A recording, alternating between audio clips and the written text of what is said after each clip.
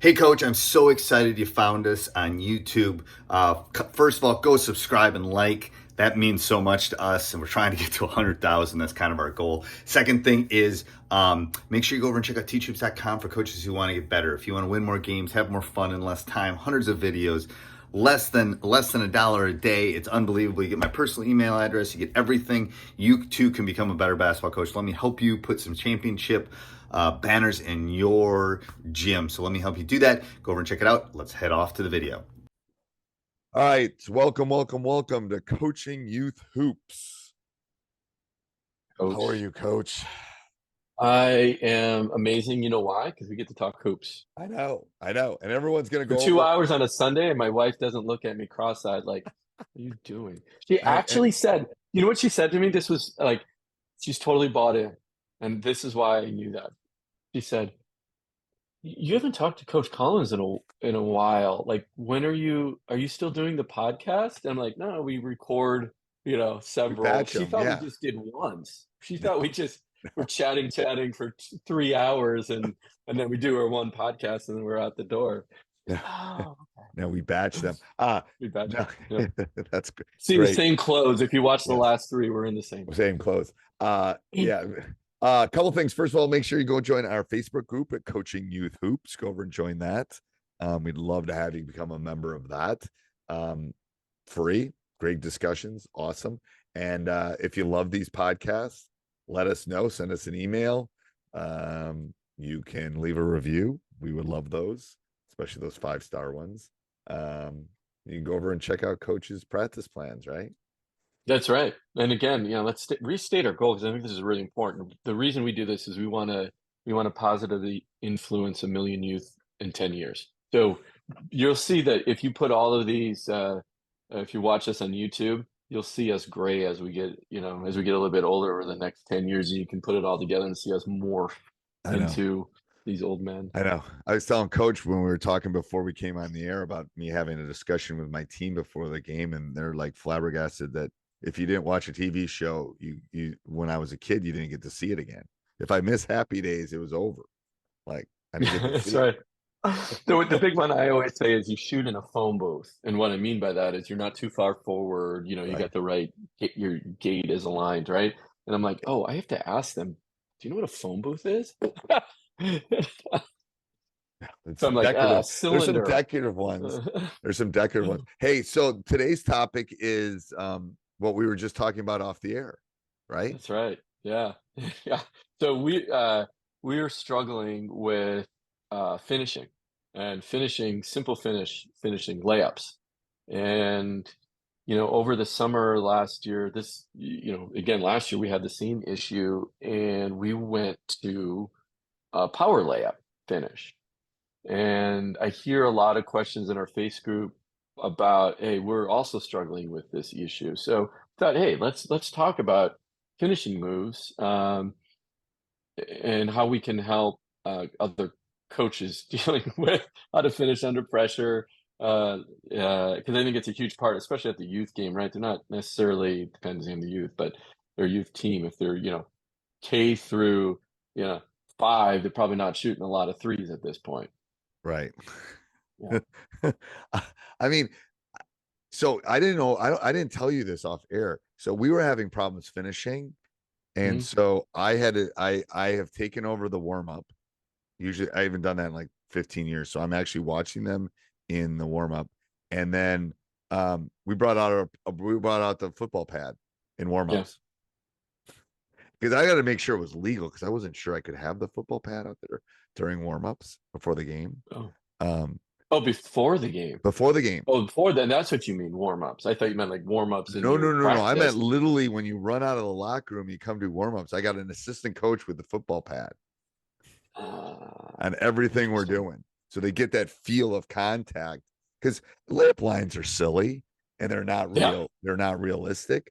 So I want that feel of like contact and changing up and having to do different shots. So I have a couple official friends and I called them and I said, is this legal? Like, I don't think I've ever seen anyone do it, which makes me think it's not legal. And they go, no, there's no, you can have those out there. That's fine. You're having practice. Like, oh, interesting. Yeah, isn't that interesting? That's a good idea. I know. And I've changed my theory on warm-ups and with bleeding into finishing is I Yeah, want finishing is always a hard thing in a game. So I want lots of finishing drills in I'll put a YouTube thing. I'd put up some drills my like my warm-up on there. I'll put it yeah. on so you can see it. But that I want a lot of finishing drills in warm-ups, and I want warm-ups to be like a mini practice. Like I've Mm, changed mm, my pivot mm. on that. Yeah, Like we'll run our offense, we'll run our out of bounds plays, we'll run our quick because what are you gonna really. do? It's right before the game. Who cares? If if Yeah, your kids are that good and you can coach them in the 2 minutes you have before the game starts, good for you. But they can't. Like, what are you gonna do? yeah. But And it's so, gonna help well, my that's really guy. interesting you say that, though. Well, how much time do you have between games, 15 typically? minutes. Okay, so that's the thing. Yeah, we got And we 15 don't go in minutes. the locker room. Yeah, Once you we mean come yeah, out, we you're out. never go Yeah, back yeah, in. yeah, yeah. We don't go back in. Yeah, Some people go back in, which makes no yeah, sense to me. yeah, yeah. We I don't want go every back in. minute I can on the floor. But I think a good thing is, and that's where the finishing is. I want to practice finishing. So the topic this week is finishing. Yeah. You should work on that in practice. Like how and what aren't you finishing? Is it floaters? Is it runners? Is it contact at layups? Is it having to change sides? What is the difficulty that you're having finishing? Is I think what you have to Hmm. ask as a youth coach. Well, we went to, well, at my youth level, I'm only teaching the power layup. And now my youth is I coach girls, right? So I have a girls youth program, and I'm only going to do the power layup right now at the young age. I'm starting there because one is I want one of our things is we want efficient scoring. Well, how do you get efficient scoring? Is points per possession, right? Two-footed finish, and want them to go up strong and lean in. The difference between that I found with boys and girls, boys can extend and get that hand up in a regular layup, more the right angle coming off the Right. glass. And With well, girls, guys can change on the other side a little bit easier too, I think. a little bit easier. So with the girls on the power layup, I just find that to be more better for them in a higher percentage of finish. And if they learn how to take the contact and then finish through that contact, it's a better move. They're stronger that way on balance and up.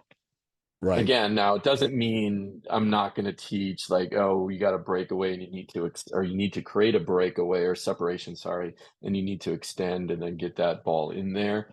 But I'm going to teach that for, my youth level, third through fifth or sixth, before I even introduce another type of finish. Right. And you'll No. see a lot of you if you watch now and you look for that. Like a lot of the college coaches are going to that at the boys level as well. Actually, Villanova does a lot of two-footed finishes. They're big on that.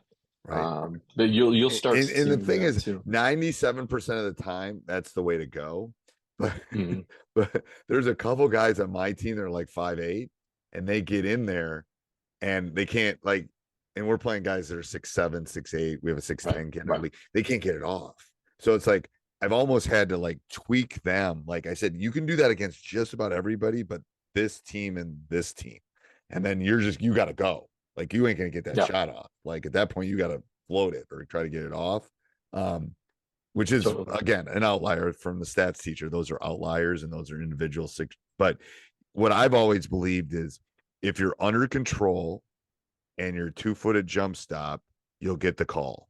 If you're out of control, you won't get the call Yeah, because it's a questionable call at that point. But when you 2-footed jump stop or strong stop and then go yeah. up, and we actually even work on our guys trying to get them up and then going into them when they're airborne. Um, Yeah. you know, And we work on a stride stop as well, where right. you're looking like you're going to go up, and then so they jump, and then you finish, and you Yeah. play through the contact. Contact. Yeah. So That's a again, we're more trying to get advanced level. Yeah. that's more of yeah. As you get older, you can do that type of finish. But again, if I was looking at this and I had to do everything all over again, I would teach the two-footed Two. power layup Yep. finish. A 2-footed jump at stop the is youth what I level. call A it. 2-footed jump stop. Yeah, exactly. Yep. I think the power layup sounds better because two-footed or 2-footed. I heard that feedback. Oh, that's for little kids. Like, no, so I call it a power What are you layup. 2-footed talking power about? layup. Villanova? No, what do you know? Oh, yeah, I heard that. So I'm like, I said when power someone's layup. paying you to play basketball, then you don't have to do it. That's what I Yeah, say to them. When someone's that's a good paying you point. to Yeah. play basketball, then you don't have to do it. Until then, you got to do it. It's true. That's probably the key to if you can teach that and drill that at the youth level.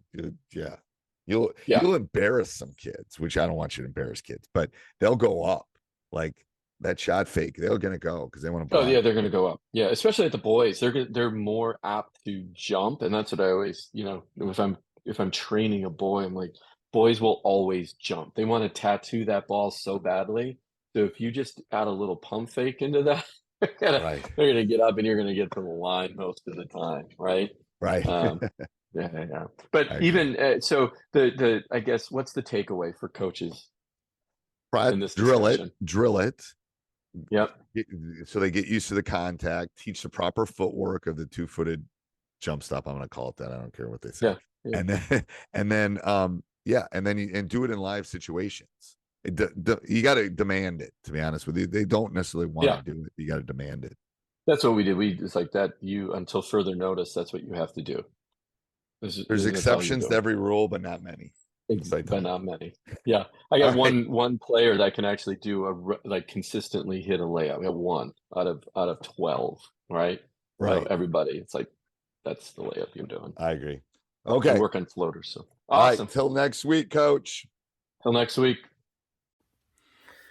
Hey, Coach, so glad you enjoyed the video. Make sure you subscribe and like. Second all, go check teachhoops.com for coaches who want to get better. Let me help you put banners and stuff in your gym and become a nationally ranked coach, win more games in less time. Teachhoops.com is a community that will allow you to do that. Go over and check it out and go check the next video out. Bye.